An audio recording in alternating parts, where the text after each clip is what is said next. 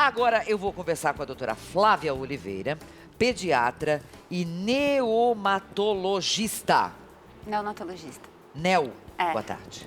Boa tarde. Pode pôr a mão em cima da mesa, Tá bom. puxa a cadeira, fica bem à vontade. Tá. A gente vai falar sobre cama compartilhada e os riscos que ela oferece. Tem muito pai e mãe que faz isso? Tem. Alguns. Leva pra cama. Leva pra cama. Dozinho, é teu bom, cheirinho de bebê na cama. É. Mas que mal isso faz, doutora? Olha, a principal preocupação em relação à cama compartilhada é a morte súbita. A morte súbita do bebê, do lactente. Que, aliás, a gente sempre tem esse tipo de relato, né? Exatamente. Ela não tem uma causa definida, né? O bebê falece e depois de uma investigação extensa, você não encontra causa definida. A cama compartilhada está associada com o aumento do risco de morte súbita, assim como todo o ambiente no qual o bebê está dormindo.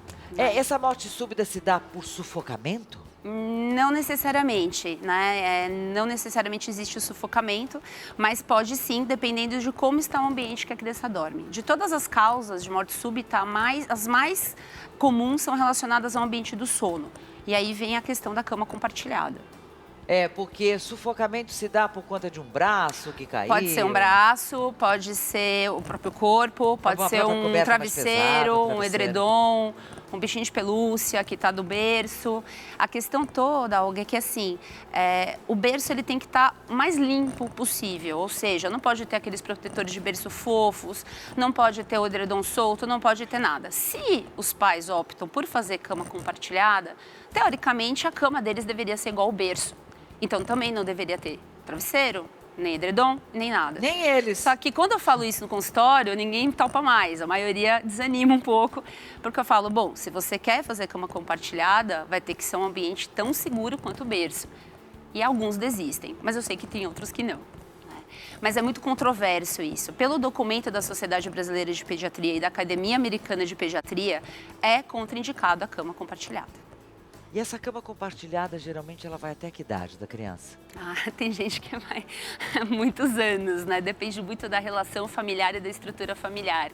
Tem alguns pais que colocam só no começo, nos primeiros meses, e o problema é que, dependendo de como é feita esse ritual do sono, a criança vai perpetuando isso, e às vezes fica 2, 3, 4, às vezes 5, 6. Já tive crianças de 10 anos que é para a cama 10? dos pais.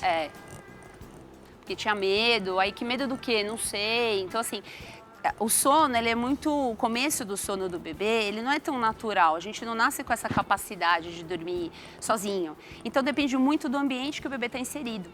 Então, assim, essa criança de 10 anos, por exemplo, foi todo um processo lá atrás de quando ela era bebê. Então, tem que tomar muito cuidado com os hábitos de sono.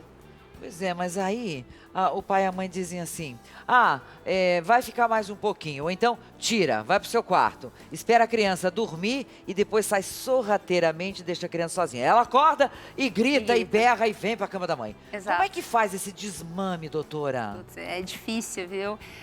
Depende muito da idade da criança, tá? Em relação, por exemplo, aos bebês, até 1 ano, onde existe o risco da morte súbita, é um pouco mais fácil você fazer esse desmame, mas quando a criança vai ficando maior, vai falando, vai andando, vai argumentando, vai ficando cada vez mais difícil a criança conseguir se desvencilhar. Ela cria a gente chama de associação de sono, isso. É como se ela dependesse daquilo para poder dormir, entendeu? Então, quanto mais velha a criança, mais difícil vai ser esse desmame. Uma questão que eu acho importante falar é que a família tem que estar de acordo com essa situação. Porque um casal que faz cama compartilhada entende que eles vão perder a intimidade deles. E isso acaba abalando, às vezes, o casamento, a relação familiar. Então, eu sempre falo, quando a mãe vem questionar, ou o pai, eu falo, mas vocês dois querem a cama compartilhada? Não adianta só o pai querer ou só a mãe querer, porque é todo mundo que está lá envolvido, né? Agora, a vida do casal, desculpa, mas acaba, né? É difícil, né? Tem É como, muito né, complicado. gente? Tem como. Eu acho muito complicado. Aí é aquela história, olha, tem uma pergunta aqui, uma pessoa que está falando aqui, a Simone, ela disse que ela tem um neto de 4 meses e a mãe dorme com o bebê de 4 meses, lá na cama dele. Então, E larga o seu quarto. Então, existe também esse inverso, a mãe ficar no quarto do bebê e, enfim, compartilhar isso.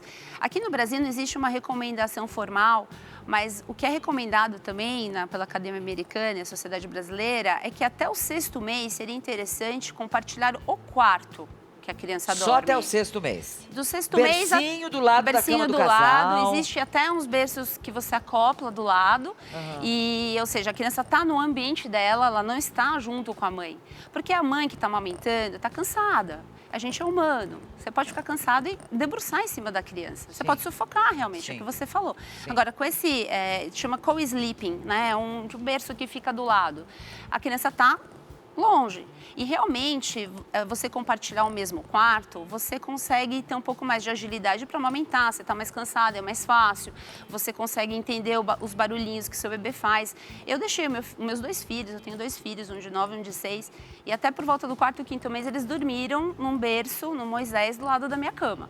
Então, eu conseguia ouvir o barulho de engasgo, algum barulho um pouco mais, importante. Ah, mas doutora, eu tenho uma babá eletrônica que eu pus no outro quarto. Também é uma opção, né? Eu acho que, eu sempre falo que depende muito do que a mãe e o pai sentem. Aí é de cada um, né? É de cada um. Muitas dúvidas tirando hoje aqui sobre os nossos bebês. Já volto lá que a conversa tá boa. Então, vamos lá.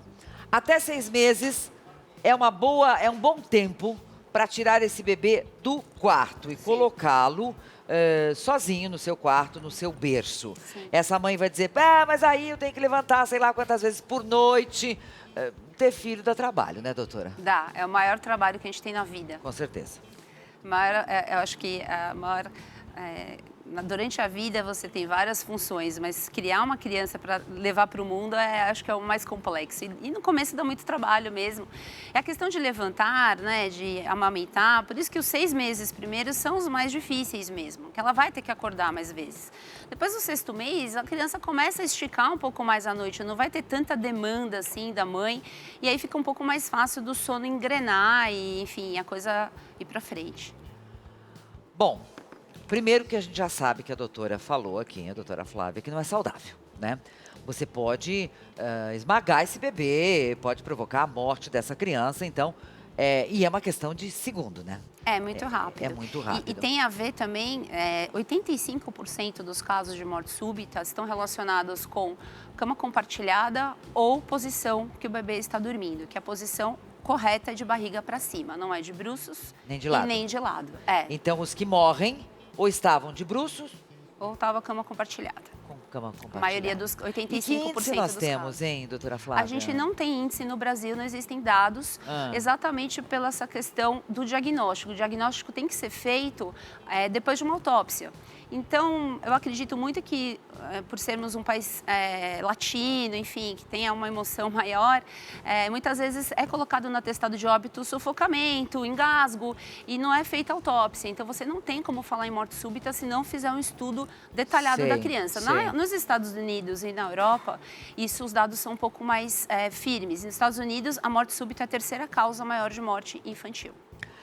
Agora, com relação a essa criança que dorme com esse pai e essa mãe até, sei lá, 3, 4, 5 ou 10 anos, como você falou.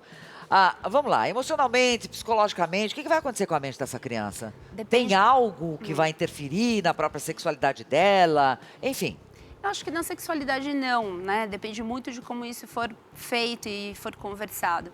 Eu acho que quem defende muito a cama compartilhada fala muito da criação de apego, do apego. Mas eu acredito que o apego ele não é feito só na hora de dormir, ele é feito no dia a dia, né? Estamos com um problema sério com o celular, os pais estão muito conectados e às vezes desconectados das crianças, as crianças também estão muito conectadas, então a criação de apego é uma coisa muito ampla para a gente restringir só o fato de dormir junto ou não com os pais. Então, assim, eu acredito muito que a criança vai criar uma dependência se ela estiver inserida no meio que não fortaleça a relação dela com os pais. Senão, ela vai ser bem resolvida. E talvez mesmo dormindo com os pais, ela consiga ter a autonomia dela. Mas que não é saudável, não é? Não, eu não recomendo. Gente, criança que, além de dormir com os pais, incomodar e ser uma coisa tão desagradável, a mãe dá mamadeira a cada 2 horas, a cada 3 horas. Sei que tem esse período que é necessário, sim. Mas depois passou, né, doutora? Depende muito Se alimentar a noite inteira não é correto. Sim, não é. A questão é que muita gente acha que o bebê... eu tive um bebê, então eu só vou dormir daqui a 1 ano. E, na verdade, o sono, ele é possível você fazer uma higiene do sono adequado, um ritual do sono adequado, e você ter um bebê de 3, 4 meses que consegue já quase dormir a noite toda, né? E aí não vai ter necessidade de mamar, enfim, vai ser muito do hábito do que tiver da casa. O que eu te falei, Olga, na verdade, o sono, a gente não nasce com essa capacidade, e o meio vai determinar muito do que vai acontecer e as necessidades que a criança vai ter. Com certeza, cada caso é um caso, Sim. mas fica o alerta Fica. de casos, sim, de morte súbita. E a gente sempre está noticiando esse tipo de Não, coisa. e é assim, é muito agressivo, né? Porque Você espera aquele maioria bebê durante sono, 9 meses, Uhum. você programou aquela Muito gravidez. triste. Meu Deus, eu não tenho Horrível. ideia o que isso pode acontecer na vida Sim, de um sim. casal. E muita gente tem, às vezes, fala, então, meu filho faleceu de morte súbita, será que o meu outro filho também? Então, o risco é bem baixo, tá? É uma coisa que eu queria falar. Outra coisa que eu queria comentar é que o pico de risco é em torno do 2º ao 4º mês, e depois ele vai caindo ao longo dos próximos meses. Então, Entre o são os 2º primeiros e o 4º. 4 meses que Muita são atenção. muita atenção com o que está dentro do berço e com as atitudes durante o sono. Muito bem. O Instagram da doutora Flávia é